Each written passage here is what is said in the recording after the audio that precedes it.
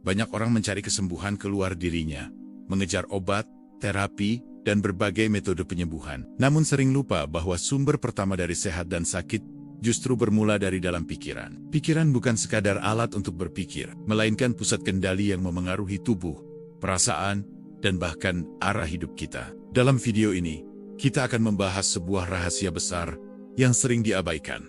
Bagaimana pikiran bisa menjadi obat paling ampuh, sekaligus menjadi sumber dari berbagai penyakit yang kita alami, baik secara fisik maupun batin. Pikiran adalah akar segala kondisi. Pikiran adalah pusat kendali utama dalam diri manusia yang seringkali diremehkan perannya. Banyak orang menganggap pikiran hanya sebagai alat untuk berpikir logis, membuat keputusan, atau mengingat sesuatu. Padahal sejatinya, pikiran bekerja jauh lebih dalam dari itu. Pikiran adalah sumber sinyal yang terus-menerus dikirimkan ke seluruh tubuh, memengaruhi detak jantung, aliran darah, sistem saraf, hormon, hingga cara sel-sel tubuh bereaksi terhadap lingkungan. Apa yang kita pikirkan hari ini, pelan tapi pasti, akan menjadi kondisi tubuh kita di kemudian hari. Setiap kali pikiran merasa aman, tenang, dan damai, tubuh menerima pesan bahwa tidak ada ancaman. Dalam kondisi ini, tubuh akan mengaktifkan mode pemulihan alami, di mana sistem imun bekerja optimal, sel-sel memperbaiki diri, dan energi kembali seimbang. Namun sebaliknya, ketika pikiran dipenuhi kecemasan, ketakutan, dan tekanan batin yang berkepanjangan, tubuh membaca itu sebagai keadaan darurat,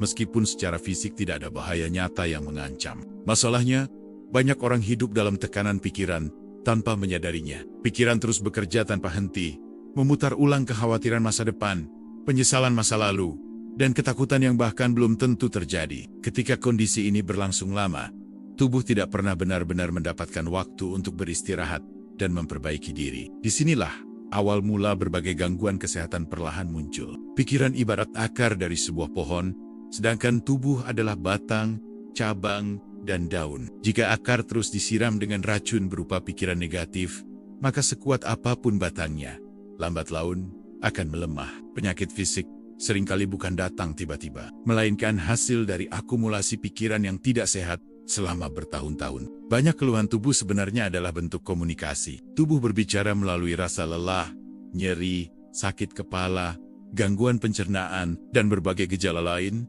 ketika pikiran tidak mau mendengarkan sinyal batin. Sayangnya, kita sering memilih membungkam sinyal ini dengan obat, tanpa bertanya apa yang sebenarnya ingin disampaikan oleh tubuh. Ketika seseorang terus memendam beban pikiran, menahan emosi, dan memaksakan diri terlihat kuat, tubuhlah yang akhirnya menanggung akibatnya. Pikiran yang menolak istirahat, memaksa tubuh bekerja melebihi batas kemampuan alaminya. Dalam jangka panjang, kondisi ini menciptakan ketidakseimbangan yang berujung pada penyakit. Pikiran memiliki kekuatan sugesti yang luar biasa. Ketika seseorang terus meyakini bahwa dirinya lemah, rapuh, dan tidak berdaya, tubuh akan mengikuti keyakinan tersebut. Sistem pertahanan tubuh melemah karena terus menerima pesan bahwa dirinya tidak mampu bertahan. Inilah sebabnya, mengapa harapan dan keyakinan memegang peranan penting dalam proses kesembuhan. Sebaliknya, pikiran yang dilatih untuk tetap sadar dan jernih, mampu menjadi sumber energi penyembuhan. Bukan berarti mengingkari rasa sakit,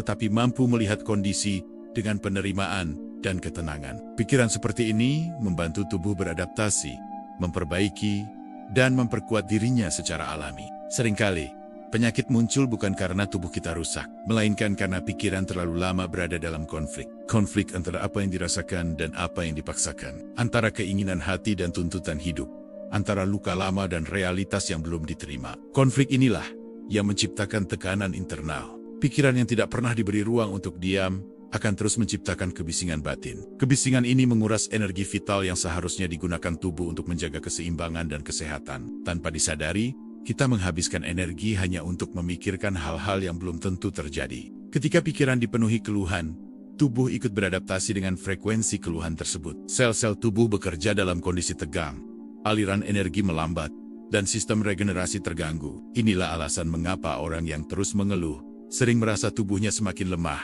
Namun saat pikiran mulai diarahkan pada rasa syukur dan penerimaan, tubuh merespons dengan cara yang berbeda. Rasa syukur bukan sekadar sikap mental, melainkan sinyal biologis yang memberitahu tubuh bahwa ia berada dalam kondisi aman. Dalam kondisi ini, tubuh mulai memperbaiki dirinya secara perlahan, Pikiran tidak membedakan antara ancaman nyata dan ancaman yang hanya ada dalam bayangan. Ketika kita terus memikirkan hal buruk, tubuh merespons seolah-olah bahaya itu benar-benar terjadi. Inilah sebabnya, pikiran negatif yang terus berulang sangat berbahaya bagi kesehatan. Kesadaran terhadap isi pikiran adalah langkah awal menuju penyembuhan. Saat seseorang mulai menyadari pola pikirnya, ia mendapatkan kesempatan untuk mengubah arah dari yang sebelumnya merusak menjadi membangun, dari yang melemahkan menjadi menguatkan. Pikiran yang lembut terhadap diri sendiri menciptakan lingkungan internal yang aman. Dalam rasa aman, tubuh tidak perlu berada dalam mode bertahan hidup. Ia bisa beralih ke mode pemulihan dan pertumbuhan yang merupakan kondisi ideal bagi kesehatan. Banyak orang baru menyadari kekuatan pikiran setelah tubuhnya jatuh sakit. Padahal, jika sejak awal pikiran dijaga, banyak kondisi bisa dicegah. Penyakit seringkali bukan musuh, melainkan pengingat agar kita kembali memperhatikan diri sendiri. Pikiran yang terus menekan diri untuk sempurna menciptakan tekanan batin yang besar. Tubuh tidak diciptakan untuk hidup dalam tuntutan tanpa henti. Ia membutuhkan jeda, kelembutan, dan penerimaan agar bisa berfungsi dengan baik. Saat kita berhenti melawan diri sendiri dan mulai mendengarkan apa yang dirasakan, tubuh pun ikut merespons dengan kelegaan. Banyak rasa sakit berkurang bukan karena obat, tetapi karena pikiran berhenti berperang. Pikiran yang selaras dengan hati menciptakan keseimbangan. Dalam keseimbangan itulah kesehatan sejati bertumbuh. Tanpa keseimbangan, tubuh akan terus mencari cara untuk memberi sinyal, bahkan melalui rasa sakit. Setiap perubahan kecil dalam cara berpikir membawa dampak besar dalam jangka panjang. Pikiran adalah kebiasaan, dan kebiasaan membentuk kondisi tubuh. Apa yang diulang setiap hari akan menjadi kenyataan fisik. Tubuh selalu mendengarkan apa yang kita katakan dalam diam. Setiap kata yang kita ucapkan pada diri sendiri adalah perintah yang diterjemahkan oleh tubuh. Karena itu, penting untuk lebih sadar terhadap dialog batin. Pikiran yang penuh ketakutan mempersempit ruang hidup tubuh, sementara pikiran yang penuh kesadaran memperluas kapasitas tubuh untuk bertahan dan pulih. Inilah perbedaan antara hidup dalam tekanan dan hidup dalam keseimbangan. Memahami bahwa pikiran adalah akar dari banyak kondisi kesehatan, membuat kita lebih bertanggung jawab terhadap apa yang kita pelihara di dalam diri. Bukan untuk menyalahkan diri sendiri, tetapi untuk memberdayakan diri. Kesembuhan sejati tidak selalu dimulai dari luar, melainkan dari keberanian untuk menata kembali pikiran. Ketika pikiran berubah, tubuh pun mengikuti. Dan disinilah rahasia besar itu bermula. Siapa yang mampu menjaga pikirannya, sejatinya sedang menjaga seluruh hidupnya. Emosi yang terpendam dan penyakit. Emosi yang tidak tersalurkan dengan sehat akan menetap dalam pikiran dan tubuh. Kemarahan yang dipendam, kesedihan yang disangkal, dan ketakutan yang ditekan perlahan berubah menjadi beban fisik. Tubuh menyimpan memori emosi. Setiap emosi yang tidak diselesaikan meninggalkan jejak dalam sistem saraf. Ketika seseorang terus berpura-pura kuat, pikiran menekan emosi ke dalam.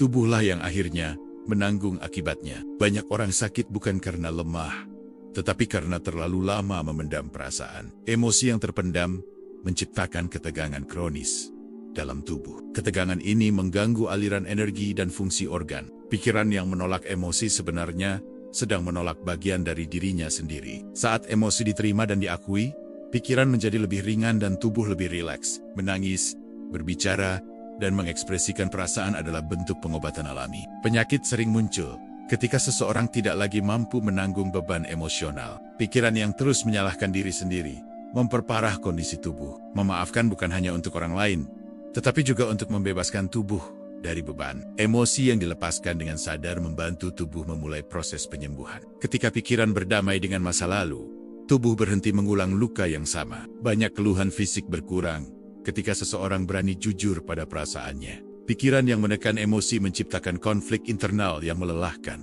Tubuh akhirnya berbicara melalui rasa sakit agar kita mau mendengar. Mengenali emosi adalah bagian penting dari menjaga kesehatan. Setiap emosi memiliki pesan, bukan untuk ditolak, tetapi dipahami. Pikiran yang terbuka pada emosi menciptakan ruang penyembuhan. Ketika beban batin berkurang, tubuh ikut bernapas lega. Emosi yang sehat menciptakan pikiran yang jernih. Pikiran yang jernih memandu tubuh menuju keseimbangan. Melepaskan emosi bukan tanda kelemahan, melainkan keberanian. Tubuh yang sehat lahir dari pikiran yang jujur. Penyembuhan emosional adalah fondasi kesehatan fisik.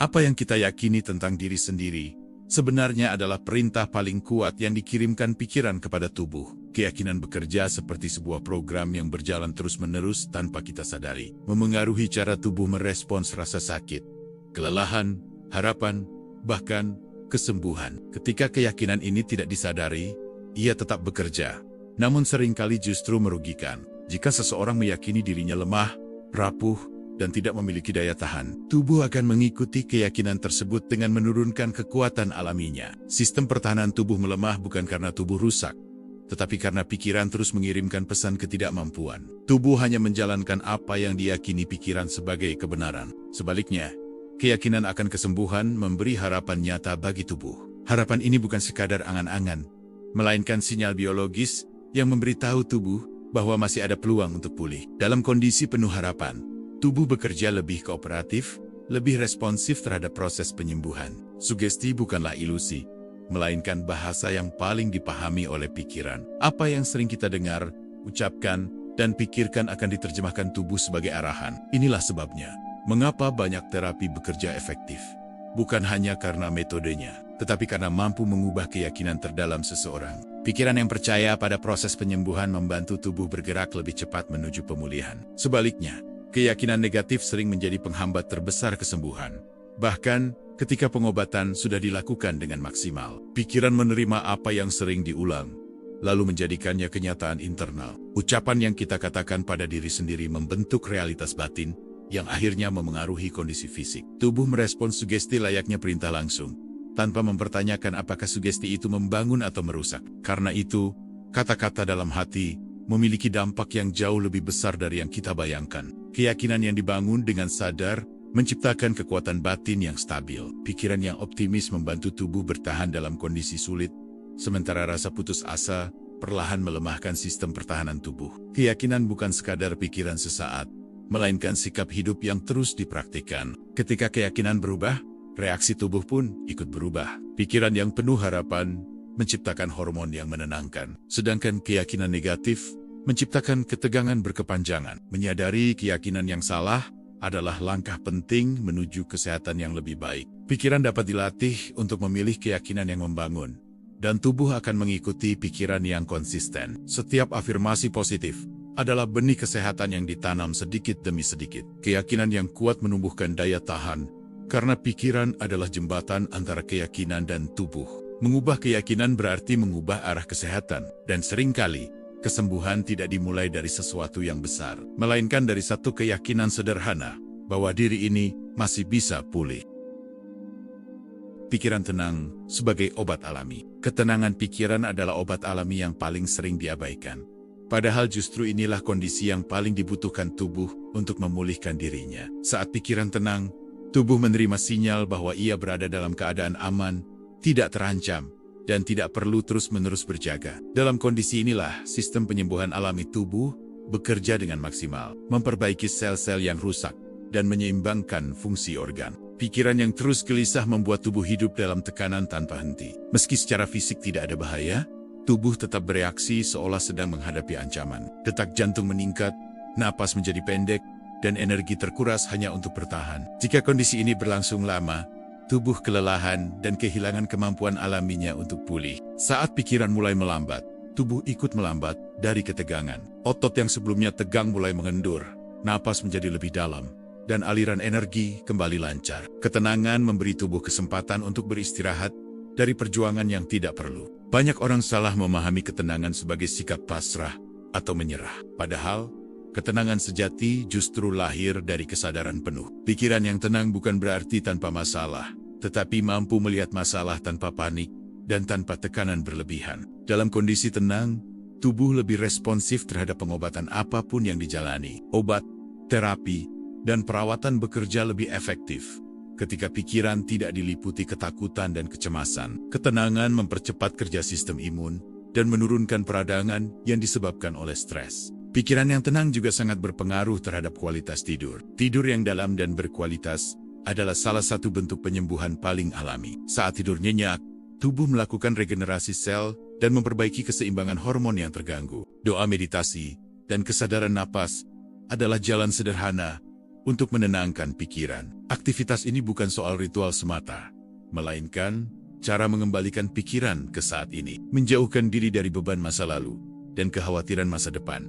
Ketika pikiran hadir sepenuhnya di saat ini, tubuh tidak lagi terbebani oleh cerita-cerita yang belum tentu nyata. Beban pikiran berkurang, dan tubuh mulai bekerja dengan ritme alaminya.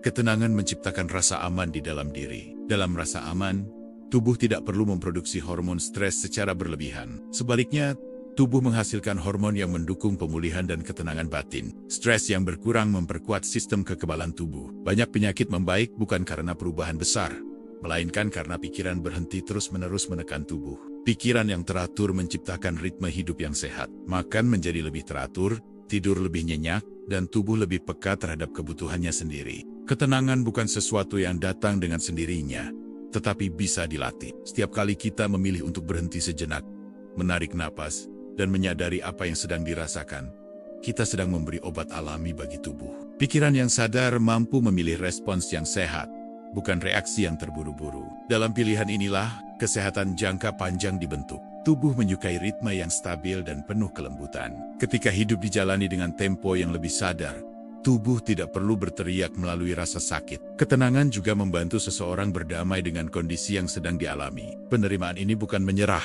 melainkan berhenti melawan diri sendiri. Saat perlawanan batin berhenti, tubuh tidak lagi terbagi antara bertahan dan menyerah. Energi yang sebelumnya habis untuk melawan, kini bisa digunakan untuk menyembuhkan. Pikiran yang tenang mengajarkan kita untuk hadir sepenuhnya. Kehadiran penuh mengurangi beban pikiran yang tidak perlu dan memberi ruang bagi tubuh untuk pulih. Banyak orang baru merasakan manfaat ketenangan setelah tubuhnya jatuh sakit. Padahal, ketenangan seharusnya menjadi bagian dari perawatan harian, bukan hanya dicari saat tubuh sudah lelah. Ketenangan adalah bentuk kasih sayang pada diri sendiri. Saat kita memilih tenang, kita sedang berkata pada tubuh bahwa ia aman dan tidak sendirian. Dalam ketenangan, tubuh menemukan kembali keseimbangannya. Detak jantung, napas, dan pikiran bergerak selaras. Ketenangan bukan tentang mengubah dunia, tetapi mengubah cara kita berada di dalamnya. Dan perubahan kecil ini memberi dampak besar bagi kesehatan. Pikiran yang tenang menciptakan lingkungan internal yang sehat. Lingkungan inilah yang memungkinkan tubuh melakukan penyembuhan terbaiknya. Ketika pikiran tenang, tubuh berhenti berperang dan mulai memulihkan. Disitulah obat alami bekerja tanpa kita sadari. Dan seringkali, ketenangan yang sederhana inilah rahasia kesembuhan yang paling dalam. Jadikan pikiran sahabat kesehatan.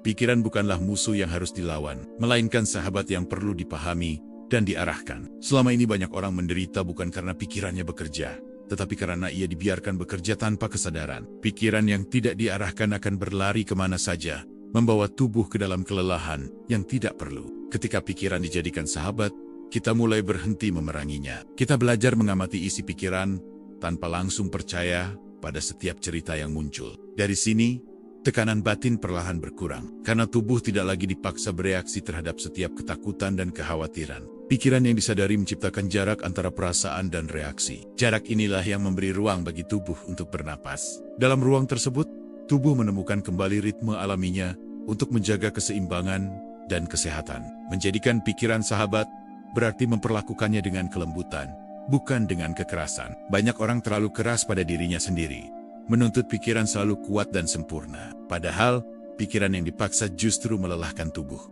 Kesadaran adalah latihan harian. Setiap kali kita menyadari pikiran yang berlebihan, lalu memilih untuk kembali tenang, kita sedang melatih tubuh untuk hidup dalam keadaan yang lebih sehat. Kebiasaan kecil ini memberi dampak besar dalam jangka panjang. Pikiran yang penuh kasih pada diri sendiri menciptakan ketahanan batin. Ketahanan inilah yang membuat tubuh tidak mudah runtuh saat menghadapi tekanan hidup. Tubuh merasa didukung, bukan ditinggalkan. Ketika kita berhenti menyalahkan diri sendiri, energi yang sebelumnya habis untuk menghakimi berubah menjadi energi pemulihan. Tubuh merespons perubahan ini dengan kelegaan yang nyata. Menjaga pikiran sama pentingnya dengan menjaga makanan dan istirahat. Apa yang kita pikirkan setiap hari menjadi asupan batin yang menentukan kualitas kesehatan. Pikiran yang terarah menghemat energi. Tubuh tidak lagi membuang tenaga untuk reaksi yang tidak perlu. Energi yang tersisa digunakan untuk memperbaiki dan memperkuat diri. Belajar bersyukur mengubah fokus pikiran dari kekurangan menuju kecukupan. Dalam rasa cukup,